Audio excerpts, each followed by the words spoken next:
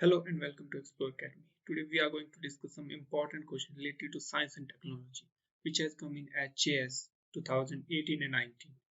So हर साल HAS में 12 से 15 क्वेश्चन आते हैं. चलिए देखते हैं. First question is which of the following does not represent the refractive defect of vision? जो हमारे विजन का रिफ्रैक्टिव डिफेक्ट है, इनमें से कौन सा उसे रिप्रेजेंट नहीं करता है. पहले हम देखते हैं रिफ्रैक्टिव डिफेक्ट होता क्या है. ये होता है जब हमारी आई किसी लाइट को प्रॉपरली बेंड नहीं कर पाती है तो उसे बोलते हैं रिफ्रैक्टिव डिफेक्ट. पहला है मायोपिया. मायोपिया का मतलब होता है शॉर्ट साइटेडनेस. शॉर्ट साइटेडनेस मतलब ये कि नजदीक की चीजें प्रॉपरली देख सकता है लेकिन दूर की चीजें क्लियरली नहीं दिखती है. दूसरा है हाइपरमेट्रोपिया. हाइपरमेट्रोपिया होता है कि हम दूर की चीज क्लियरली देख सकते हैं लेकिन नजदीक की चीज हम प्रॉपरली नहीं देख सकते हैं. उसका जो फोकस पॉइंट है या तो थोड़ा दूर बनता है या फिर नजदीक बनता है. जनरली थोड़ा दूर बनता है. तीसरा है प्रेसबायोपिया.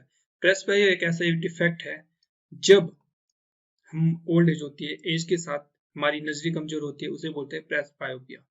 तीसरा होता है कैटरेक्ट. कैटरेक्ट होता है, आप यहाँ देख सकते हैं, मोतिया बिंदु बोलते हैं हिंदी में. जब हमारी आई में कोई इस तरह का डिफेक्ट होता है, इसकी वजह से या तो डबल इमेज दिखती है या फिर ब्लर इमेज दिखती है, ब्लर हो जाती है, तो उसे बोलते हैं cataract.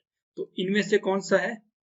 D will be correct answer, क्योंकि ये होता है मोतिया बिंदु की वजह से, कैटरेक्ट की वजह से. लेकिन ये जो होती है, ये होती है लाइट के बेंड होने की वजह से. So answer D will be correct, cataract. Next question is in which part of the body RBC formed. RBC एक ब्लड सेल है जिसे हम बोलते हैं रेड ब्लड सेल. ये कहाँ बनता है? ये बनता है बोन मैरो में. आप यहाँ पे बोन देख सकते हैं, ये बीच में जो है ये होता है एक तरह के स्पॉन्जी टिश्यू जिन्हें हम बोन मैरो बोलते हैं. अब ये बोन मैरो क्या करता है? ये different type of blood cell को बनाता है. For example white blood cell बनाता है, आरबीसी भी बनाता है. अब व्हाइट ब्लड सेल का काम क्या होता है? ये फाइट करता है इन्फेक्शन से. मतलब कभी भी हमारे बॉडी में इन्फेक्शन होता है तो वहां पे डब्ल्यूबीसी पहुंच जाते हैं और उसे फाइट करते हैं और इन्फेक्शन को होने से बचाते हैं. लेकिन आरबीसी क्या करते हैं? ये ट्रांसपोर्ट करता है ऑक्सीजन और minerals from different part of the body to heart और हार्ट टू बॉडी. सो इसका आंसर क्या होगा? कहाँ बनते हैं आरबीसी? बोन मैरो में. यहाँ पर आप पिक्चर देख सकते हैं और ये कुछ इस तरह के बोन मैरो होते हैं. बोन मैरो में इस तरह के आरबीसी होते हैं. ये आरबीसी है, ये आरबीसी है और ये बोन मैरो है, यहाँ पे आप देख सकते हैं. So answer will be C. Next question is रतौंधी is due to deficiency of which vitamin. ये जो रतौंधी होती है कौन से विटामिन की कमी से होता है? रतौंधी को हम बोलते हैं नाइट ब्लाइंडनेस भी. नाइट ब्लाइंडनेस किससे होता है? विटामिन ए से. Vitamin A helps to keep our vision clear. तो ये किस में मिलता है हमें? ये मिलता है हमें मिल्क और एग्स में. सो नेक्स्ट देख लेते हैं, विटामिन B6 भी देख लेते हैं. विटामिन B6 क्या करता है? It prevents and treat the low level of pyridoxine और अनेमिया.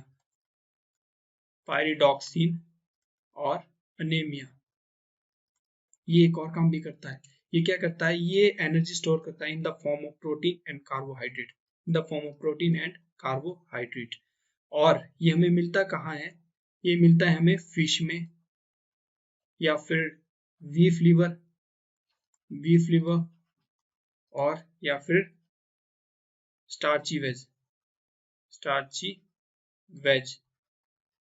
तो इनमें हमें ये मिलता है. नेक्स्ट देख लेते हैं विटामिन सी.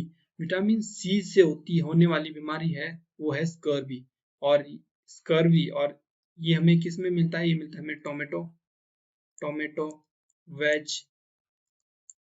उनमें हमें मिलता है, फ्रूट्स में मिलता है.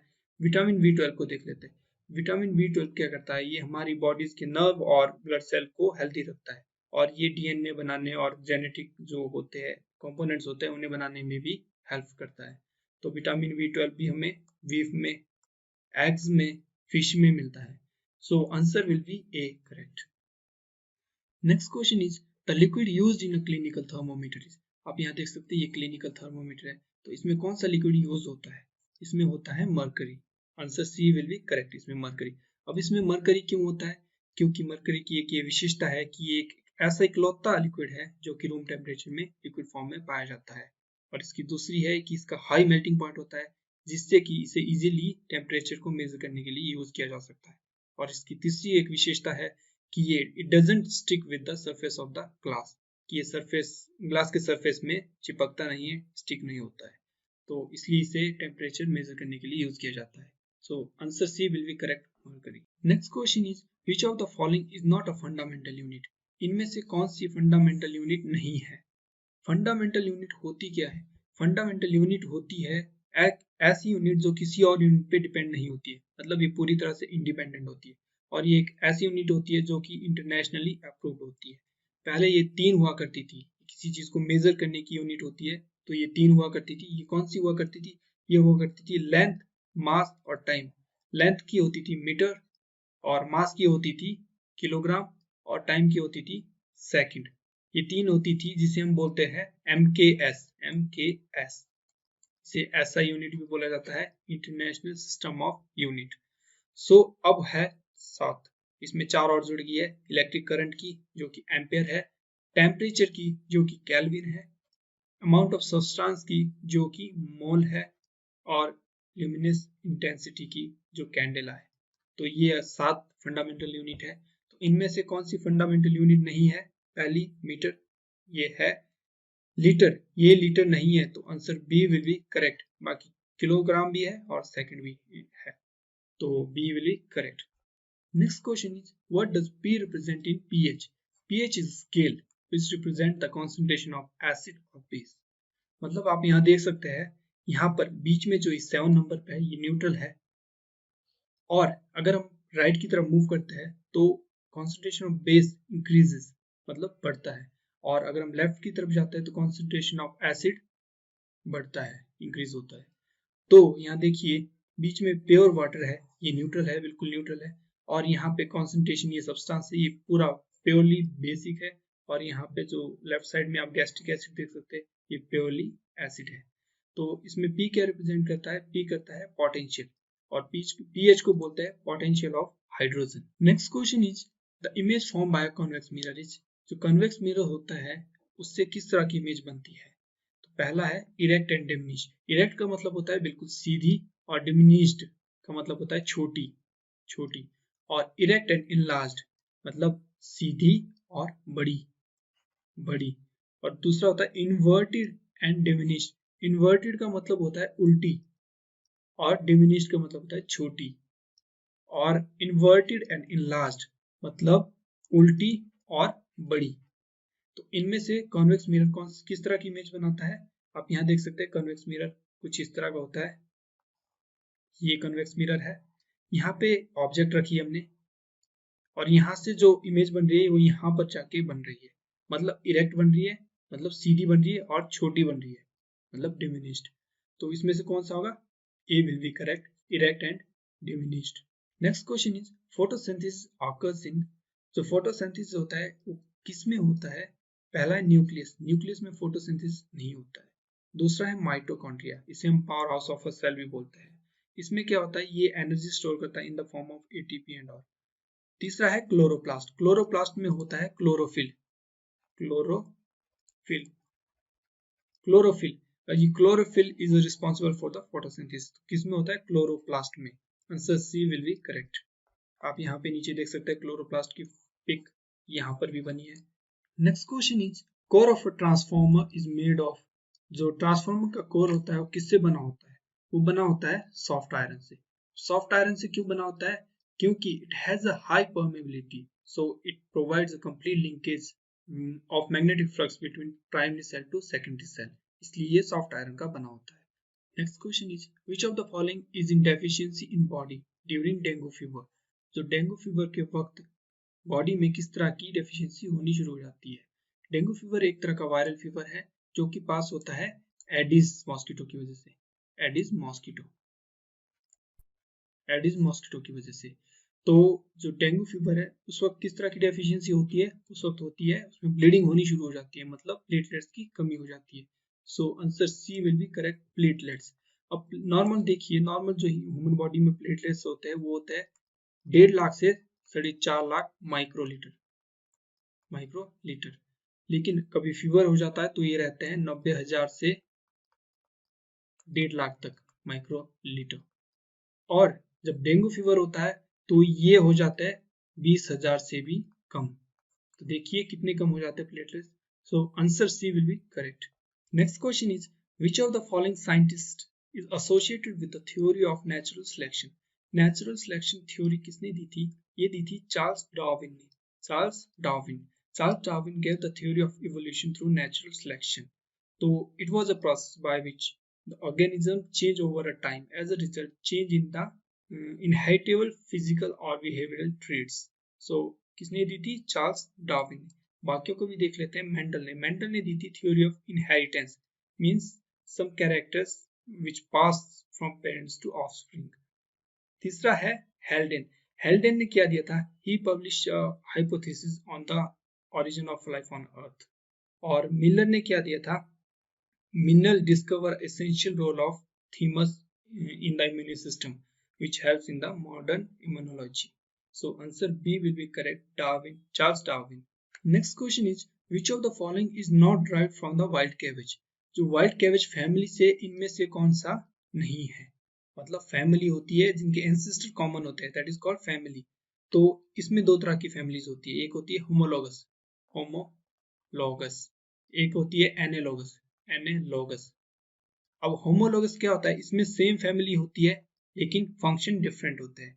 और जो एनालॉगस में होते हैं, डिफरेंट फैमिली होती है लेकिन सेम फंक्शन होता है. इसके एग्जांपल क्या है? इसका एग्जांपल है लाइक कैबेज हो गया, ब्रोकली होगी, कॉलीफ्लावर हो गया, इसके जो एग्जांपल है. और इसके एग्जांपल जो हो गए, इसके होंगे लाइक रेडिश होगी, रेडिश या फिर जिंजर हो गया. इनके एंसेस्टर तो अलग अलग है लेकिन फंक्शन सेम होते हैं. लेकिन यहाँ पर देखिए आप, यहाँ पे फैमिली सेम है लेकिन फंक्शन अलग अलग है. तो इनमें से कौन सा वाइल्ड कैबेज से नहीं ड्राइव हुआ है? तो वो है स्पाइनेच. ये डिफरेंट फैमिली है लेकिन ये बाकी सब सेम फैमिली है. Next question is, in which of the following condition biogas is produced? Biogas कौन सी कंडीशन में प्रोड्यूस की जाती है? बायोगैस बनती है ऑर्गेनिक वेस्ट से. आप यहाँ डायग्राम देख सकते हैं, ये ऑर्गेनिक वेस्ट है, इससे हम बायोगैस बनाएंगे. तो इससे कैसे बनती है? जो एनारोबिक डाइजेस्टर होते हैं, एक तरह के बैक्टीरियल होते हैं, ये डाइजेस्ट करते हैं ऑर्गेनिक वेस्ट को. जो कि वेस्ट मटेरियल होता है वो बाहर निकल जाता है और उसे एज ए फर्टिलाइजर यूज कर सकते हैं. लेकिन उससे जो गैस बनती है, वो जो गैस बनती है वो बनती है मीथेन गैस. अब जो मीथेन गैस है, हम इसे एज ए कुकिंग यूज कर सकते हैं. लेकिन जब हम इससे इलेक्ट्रिसिटी जनरेट या हीट जनरेट करने की कोशिश करते हैं तो क्या करते हैं? हम उसमें ऑक्सीजन सप्लाई डाल देते हैं और ऑक्सीजन सप्लाई से ये गैस जलनी शुरू हो जाती है, जिससे हीट प्रोड्यूस होती है और इससे इलेक्ट्रिसिटी भी प्रोड्यूस की जा सकती है. तो आंसर होगा C, action of anaerobic microorganisms. Next question is, why do ventricle have thicker muscular wall than arteria? Ventricle में थिकर मस्कुलर वॉल क्यों होती है? हम इसे डायग्राम के थ्रू समझने की कोशिश करेंगे. ये देखिए, वैसे हार्ट का डायग्राम है. हार्ट के डायग्राम में चार तरह के वेंट्रिकल्स होते हैं, चार चैम्बर्स होते हैं. ये देखिए, ये है राइट वेंट्रिकल्स. यहाँ पर आप देख सकते हैं, यहाँ पर राइट वेंट्रिकल्स.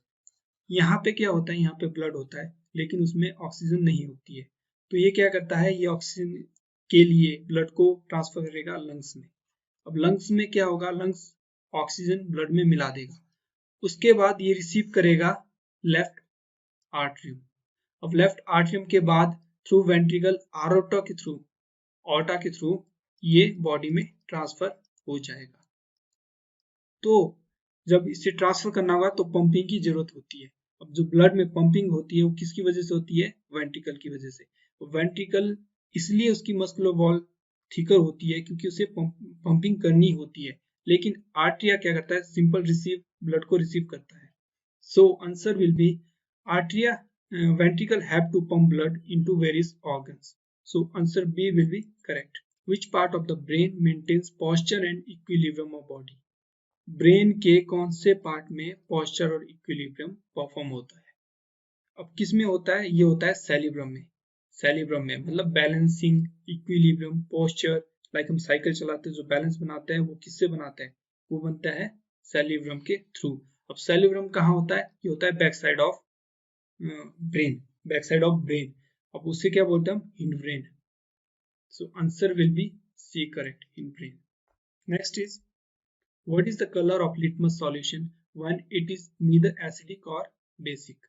जब सॉल्यूशन ना तो एसिडिक होता है ना बेसिक होता है, मतलब न्यूट्रल होता है।